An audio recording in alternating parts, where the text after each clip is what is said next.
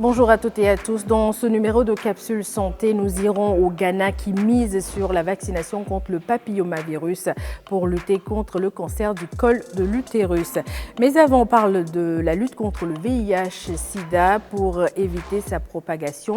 Certains pays misent sur la lutte contre la transmission de la mère à l'enfant. C'est le cas au Cameroun. Bonne écoute.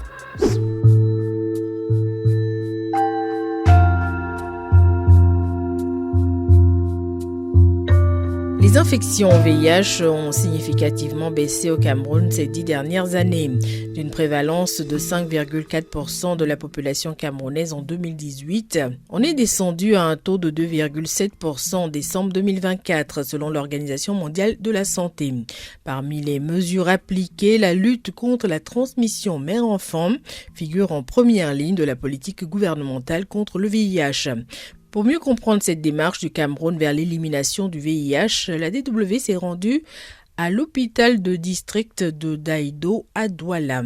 Le reportage de notre correspondant sur place, Henri Fotso. J'étais venue à l'hôpital pour faire les examens et parmi ces examens, on m'a demandé de faire le test de VIH. 15 à 20 minutes. Bon, ils m'ont appelé, ils m'ont dit qu'il ne faut pas que je me sente mal à l'aise et tout. C'est une maladie comme toute autre maladie. Donc voilà, mon résultat est positif. Josiane, il s'agit d'un nom d'emprunt, se porte bien en dépit de son statut séropositif. Avec tout ce qu'on m'a dit, les avantages de prendre le médicament pour ne pas infecter mon partenaire, pour ne pas infecter les enfants, je suis enceinte. J'ai ma charge virale qui est indétectable et c'est comme ça que je vis depuis avec. Depuis 2016, c'est quand j'étais enceinte de ma première fille. Mes deux enfants n'ont pas de problème. Josiane est parmi les mamans dépistées et prises en charge ici à l'hôpital de district de Daïdo à Douala.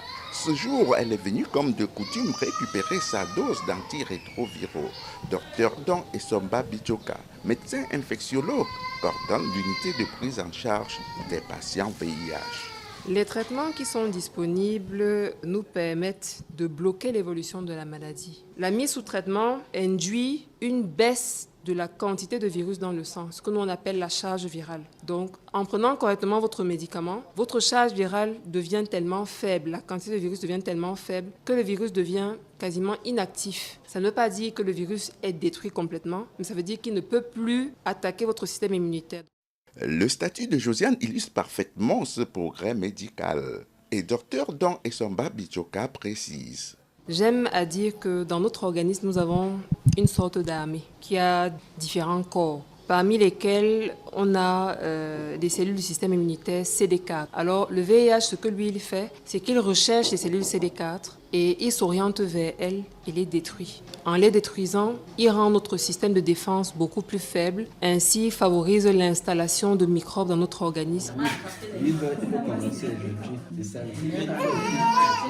Une équipe d'infirmières assermentées de l'hôpital de district de Daïdo, dont Hortense Chinda, accueille toujours avec assurance Josiane, comme d'autres mères dépistées séropositives, placées sous traitement antirétroviral.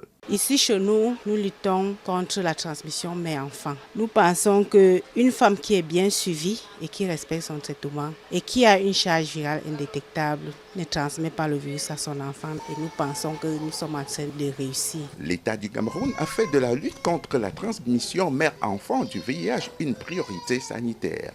Merveille Salé, en charge pédiatrique du Bureau de prévention de la transmission VIH mère-enfant, affirme que la femme enceinte est prise en charge dès qu'elle est dépistée et confirmée séropositive. Mais parce que la femme nouvellement dépistée séropositive a généralement des craintes à annoncer son statut à son partenaire, Merveille Salé et ses collaboratrices la rassurent et l'encouragent aussi à venir avec son mari. Si jamais elle amène son mari, on s'entretient avec son mari. Si elle voudrait que c'est elle-même qui annonce, mais on essaie de faire un terrain vraiment propice pour ces entretiens-là, puisque c'est elle qui doit nous dire si son mari est violent, pour éviter aussi des violences après. Mais le plus souvent, comme c'est pendant la grossesse, ça passe facilement parce qu'on lui dit qu'étant donné que la femme est enceinte, lui aussi devrait faire plusieurs examens, parmi lesquels le VIH.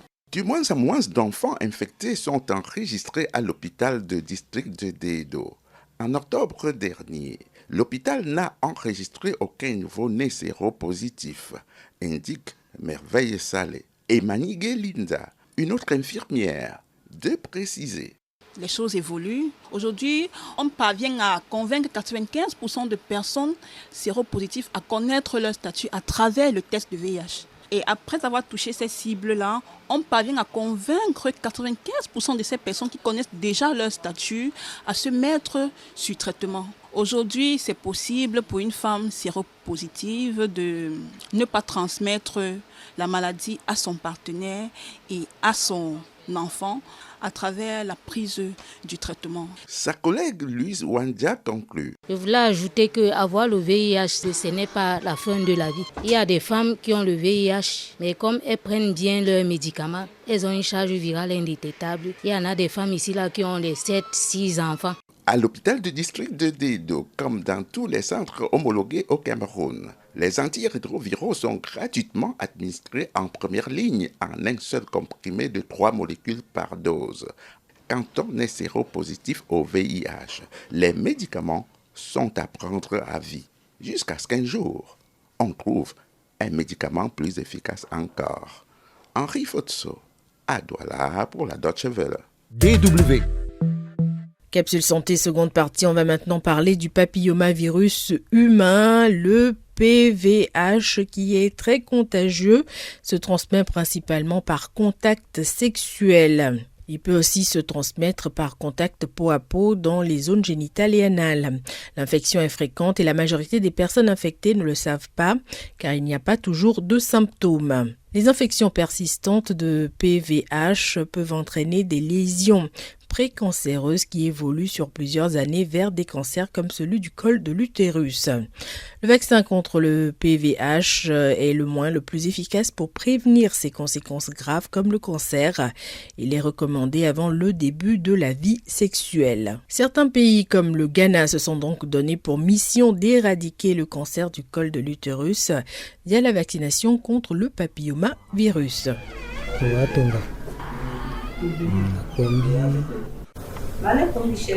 Je pensais qu'il s'agissait d'une infection à candida. On m'a donc conseillé de suivre un traitement, mais les symptômes ont persisté après le traitement. Fatih a 50 ans. Elle lutte contre un cancer du col de l'utérus de stade 3. Si la maladie peut être traitée quand elle est détectée à un stade précoce, elle continue toutefois de tuer chaque année en Afrique. Le frottis cervical et le dépistage du PVH sont essentiels pour détecter les lésions précancéreuses du col de l'utérus. S'il n'existe pas de traitement curatif pour le virus lui-même, ses conséquences peuvent être traitées avec des crèmes pour les verrues, la chirurgie ou le laser pour les lésions précancéreuses. Les vaccins contre le PVH peuvent prévenir jusqu'à 90% des cas. Le Ghana vise donc à vacciner 2,5 millions de filles.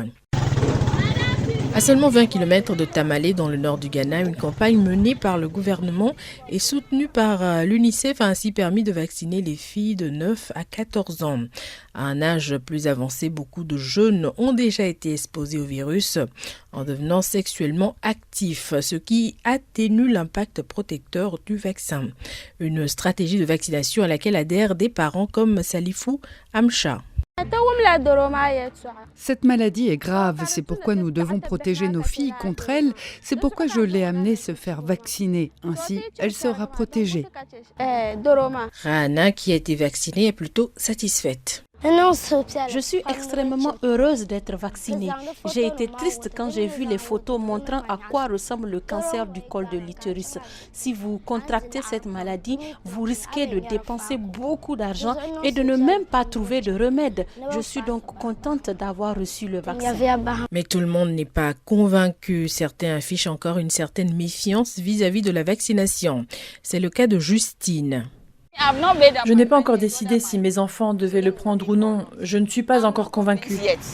La mère de famille explique qu'il y a quelque temps, des vermifuges ont été donnés dans certaines écoles et après que les enfants les aient pris, certains ont dû être transportés d'urgence à l'hôpital. Elle se demande donc si le vaccin contre le PVH est sans danger. Le docteur Awa Maliki, qui est gynécologue, rassure et insiste sur l'efficacité du vaccin. Il est utilisé depuis des années dans de nombreux pays. Le Ghana est l'un des derniers pays à avoir mis en place un programme de vaccination. Ce vaccin est très efficace et lorsqu'il est administré tôt, il réduit les risques de contracter des virus à haut risque.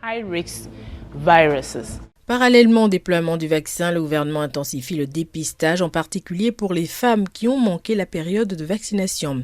Lydia Lambo vient de faire son premier dépistage du cancer du col de l'utérus. Je suis soulagée car le mot cancer fait peur. Aujourd'hui, j'ai pu faire le dépistage. Je sais que je n'ai rien et j'en suis très heureuse. J'encourage donc les autres femmes qui ont peur de venir à le faire. Ce n'est pas douloureux. Grâce au dépistage et à la vaccination, le Ghana espère éliminer le cancer du col de l'utérus. Capsule Santé, c'est déjà fini pour aujourd'hui. Merci pour l'écoute et merci aussi à Maxwell Souk pour le sujet sur la vaccination contre le PVH au Ghana. Vous pouvez retrouver ce numéro du magazine comme tous les autres sur notre site internet dw.com/français et sur les différentes plateformes de podcast. Take my advice. Reach out your hand and don't think twice. And pick up that phone. Just make the call, you're not alone. Call for help.